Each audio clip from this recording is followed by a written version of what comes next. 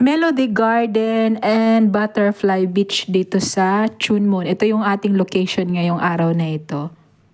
Hello everyone! Welcome back ulit sa aking YouTube channel, MVI channel. So ito kami ngayon ay pupunta kami doon sa beach dahil holiday ngayon. Araw ng mga kalayaan, no? Kalayaan talaga, no? So yun, pupunta kami, magsiswimming kami.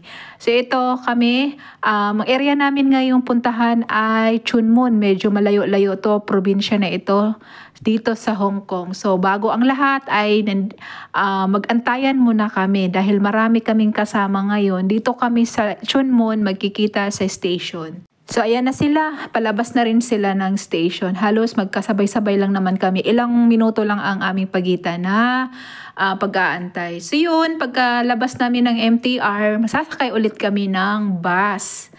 Pagbaba namin ng bus at ito na, naglalakad na kami papasok sa kanilang garden muna. Tapos ang sunod, ito na yung kanilang Butterfly Beach. So yun, napakaganda yung kanilang Melody Garden. So kung nakikita nyo po, napakadami po namin. Makiki-birthday po kami kasi isa sa mga kaibigan ko ay birthday niya. So dito ang aming ganap dahil mayroon daw ditong barbecue area na napakaganda yung kanilang barbecue area dito. At saka napakalaki, nakapakalawak yung kanilang mga barbecuehan. So yun, ito na, nakikita nyo, papasok na kami dito sa barbecuehan nila. Dito ay libre lang, walang mga bayad, magdala ka lang ng mga pagkain mo para dito mo nalulutuin. Dito na kayo mag-ihaw-ihaw at mag-e-enjoy kayong mag-iihaw. So yan nga po, pagkarating nga po namin na una na yung birthday girl. Ayan na yung birthday girl, nagluluto na, nag-iihaw na. O diba? Happy birthday! So yan na po siya. Ready na po siya sa aming pagkain, aming kakainin.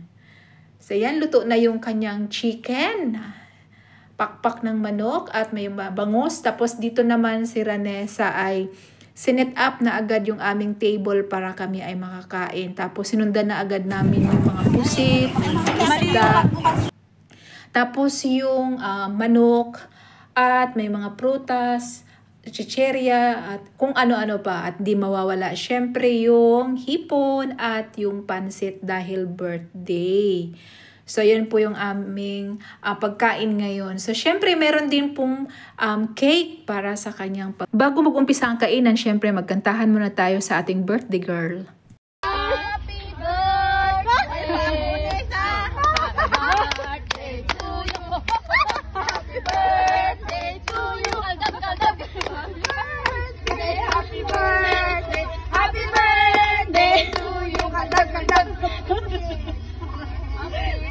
Yung video na ilo na.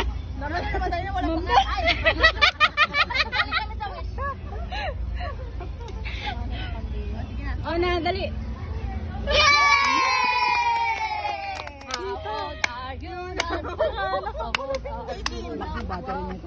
Kain na tayo.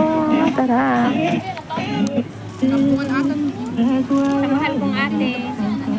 Okay pa. Sana yung mayroon pa? Ano mo yan? Wala nang chan? Oh, kawai! Pasa mo sa kawai ha?